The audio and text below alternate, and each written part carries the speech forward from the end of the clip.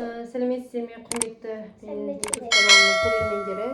Бүгін көптен бері рецепт салмай, қолымыз босамай жұмыстан. Бүгін енді кішкене қызымыз екеуміз бірге видео түсірейін деп отырмыз. Анашым осындай бізге ауылдан творог беріп жүрген. Мен жазда да істейтінмін. Сол творогпен қаймақты қосып әдемі үйден свежий құрт дайындайын деп жатырмыз. YouTube каналым қызық болса, лайк басып, комментарий жазып, жасап көрген жандар болатын болса, пікір қалдырып кетулеріңізді сұраймыз. Каналыма тіркеліп алыңыздар.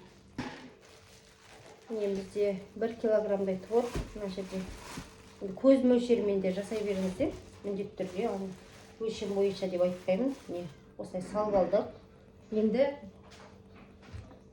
біз осындай 20% қаймақты алдық. Қаймақтың не құрылым проценті жоғары болса, пайызы, сол құрылым әдемі дәмді болады. Жасап көріңіздер, өте керемет. Біздің қыздар енді кішкене тұзы ашылау болғанын жақсы көреді. Сондықтан енді қазір бірге жасаймыз. Осылай үлкен қасықпен 3 қасықтай салдым. Енді тұзымызды салып аламыз. Тұзды да өздеріңіз қалауларыңыз бойынша саласыздар. Енді мен жобамен 2 кішкентай қасықпен 3 қасықтай саламын.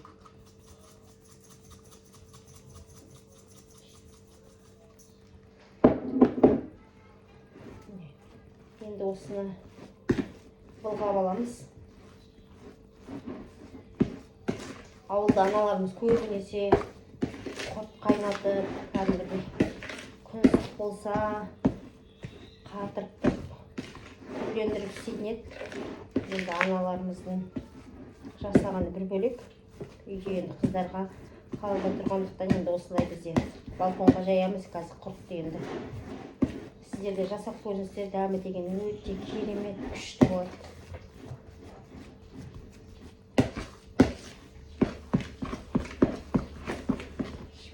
Міне осындай болып тұр. Ешқандай қиындық жоқ. Қазір қалай жасайтынымызды көрсететін боламыз.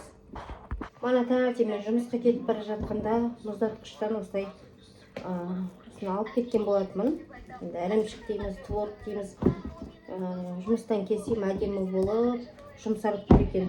Енді қазір енді қаймақты жаңа көрдіңіздер, үлкен қасықпен 3 қасық қосып жасағанда міне осындай әдемі болып тұр. Міне қараңыздар.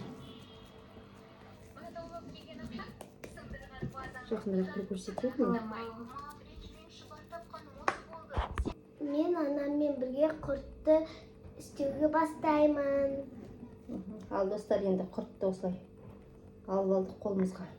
Енді асыл сен өзіңнің қандай көлемде аласың өзің біл. Бірігіп, дөңгелетіп, жасап 2-3 күн ішінде әдемі болып, сүзбе құрт болады ғой. Қараңыздар. Осындай.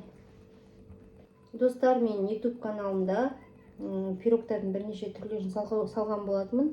Төменге құрамында жаздым. Сол бойынша жасап, өздеріңіз үйден бизнес бастасаңыздар да болады. Мен қолым бос кезінде, демалыс уақытында, сенбі, жексенбі енді мектептерде демалыс қой.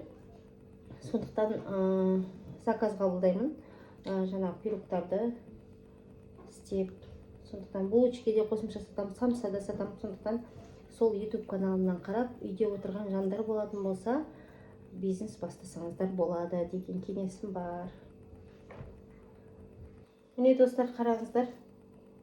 Осындай үлкен көлемде жасасаңыздар өздеріңіз білесіздер. Мен де осындай алып жатырмын. Көз мөлшерімен. Сосын осылай дөңгелетіп, әдемі болып біріккенше осылай айналдырамын. Қараңыздар. Осындай әдемі құрттар бізде жасалып жатыр. Ал достар, міне қызымыз екеуміз осындай ірімшіктен құрт жасадық. Дәмі деген енді күшті.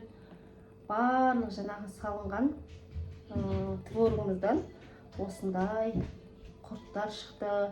Сіздер кез келген уақытта, ауылға барғанда демей-ақ, үйде қалада отырып осындай құрттарды жасап, қонаққа болсын қойсаңыздар болады. Мен кейде осындай құрттарды кептіріп салып қоям. Кіш шақырғанда сорпаға салуға пайдаланамыз.